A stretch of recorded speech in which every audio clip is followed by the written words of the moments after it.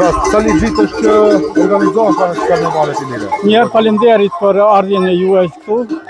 Këtë vit është edicioni i 18 me radhë, pa ndërprerje.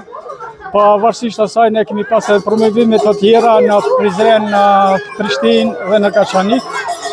Po kryesorja vetëm e vetëm për të mbajtur kontinuitetin, sepse mjetët të mjaftueshme nuk kemi pas nga institucionet, edhe që mos humbe kontinuiteti, falë disa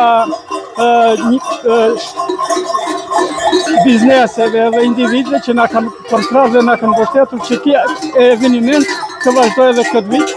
Ne për fat të keq këtë vit kemi kërkuar mjetet e Lazin Destani, po e falenderojmë rregullisht që na ka përkrahur dhe na ka mbështetur. Për fatin e keq tonin, këtë vit nuk patëm mundësi që të bëjmë reorganizimin e karnevalit në qytetin e Tetovës.